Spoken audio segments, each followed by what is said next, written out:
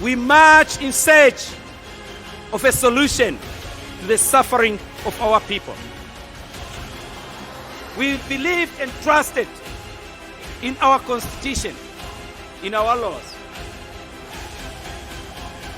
Yet, we did not realize that even our judges would not respect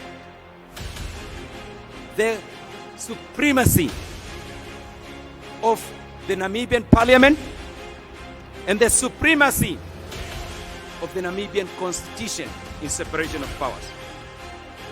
We realized that even our judges could allocate constitutionality from unconstitutional conduct. Our judges in the Supreme Court thrusted upon the people of Namibia an unconstitutional president. An unconstitutional president who is conscious and aware that he is unconstitutional in his performance of his presidential duties. But what do we have to do? That is what our judges gave us. We will respect the office, the highest office in the land of the brave.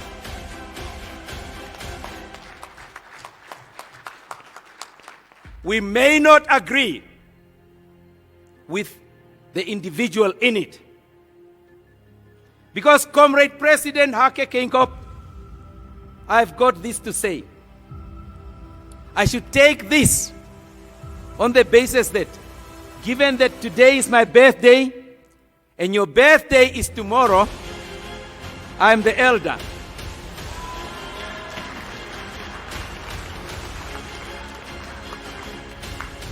If there is any moral fiber left in you, do the honorable thing and tell the Namibian people the truth.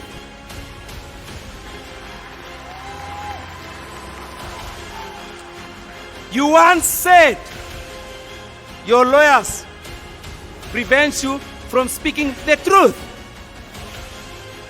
I believe there is no law against speaking the truth. Speak everything. Say the truth. You are the head of this state, and you have been the head of this state. You were entrusted with a task, a sacred trust, by the majority of the Namibian people in 2014. You were the head of government, the head of cabinet, a cabinet that you told us recently, when a decision is taken, you abide by it. Now, a cabinet that we know, two of your own ministers that you appointed in trust to perform the duties and tasks to ensure and empower the Namibian people.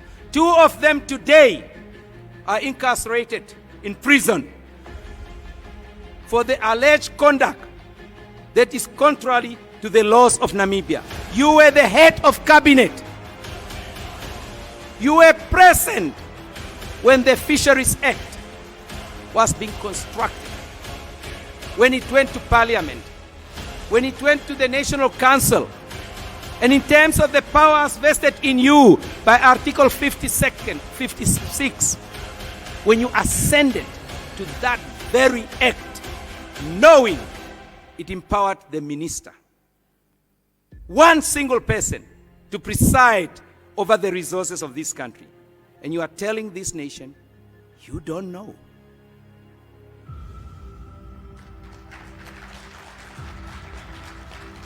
You are telling our people, you did not realize that citizen Bernard Esau and Saki Shangala were busy constructing the most devious way of looting our natural resources, looting our property, our heritage, our only renewable resource. And you are saying you didn't know. Yet you stated recently that you may be aware that money exchanged hands to elect you as party president of the SWAPO party. And you stated, if it's quoted correctly, money or no money, you lost.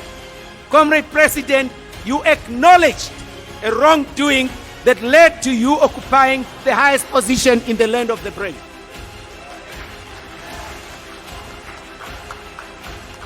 Even if you don't have a moral fiber to respect the dignity of our people, to just come forward and tell us the truth. Nothing lasts forever. No tree bears fruit forever. What you know shall not be hidden forever. It will surface. But be courageous and say it to us. We deserve to know if we entrusted you with the power to govern this land of the brave. Did you know when you were sitting in cabinet 2014, 2015, 2016, 2017? Did you know, or was it Al Jazeera that told you? President. Did you know that Saki Shangala, Bernard Esau were busy looting the coffers of the nation? These are questions you cannot escape. This nation and generations to come, even if you don't tell us, will continue to ask the same question. Have you betrayed the trust of the people of Namibia? Today is my birthday. I shall and we shall respect you as a human being. We shall respect your dignity as a human being. But we shall not respect your silence on the crime that has looted our people from their resources. Comrade President, there was a fisherman here. He told us 26 of his colleagues who suffered as a result of the looting of our fishery died. Is there any moral left in you? Any ethical principle that could define your humanity to even apologize to those fishermen's families who died, at least in one aspect, as head of state? Have you expressed remorse for their loss? Yes, our nation has expressed remorse. You are the president of a nation where people are today living in Twaloloka after the fire that devastated their homes. Call them sharks. Call them what you want. Even if you propose to change the name, you will not change the sufferings of the people. They will remain Twaloloka. The nation is saying we are tired. Twaloloka is but one voice of 995,000 Namibians living in various conditions, from the Zambezi all the way to Marindal, in Otapi, in Chivarongo. Our people continue to endure the most abject poverty in a country as rich as this as we had. We can all own 15 diamonds. Your Excellency, if that is an honorable title, what is the honorable moral action you may execute for this nation to look at you in the future and recognize the good you did? It takes one fraction of a second to destroy all you built in years. Yes, we knew that you were at the United Nations together with many people who are no longer there.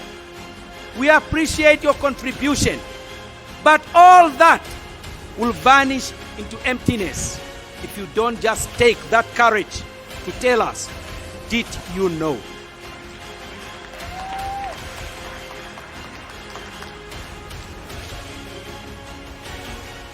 If that is not the case, Your Excellency, I now have the mandate as leader of the Independent Patriots for Change. When they were saying, why is Itula quiet? I had no mandate. But now, Comrade President, you shall not rest until you tell this nation what you knew. Because my voice will no longer be silent. Your Excellency, we shall not cease to have our vocal cords vibrating in asking you, did you know?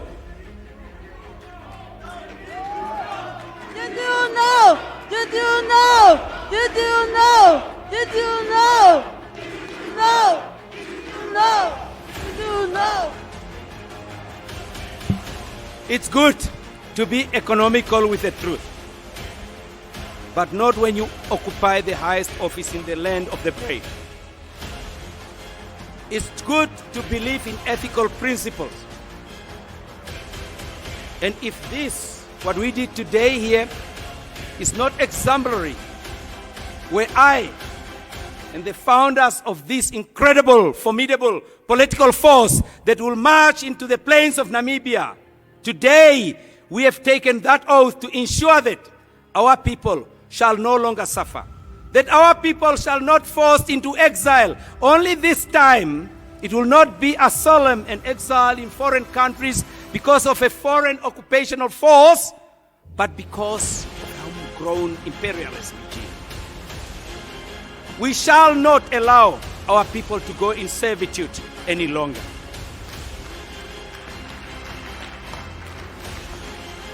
Independence came with one weapon, their constitution. We shall use it.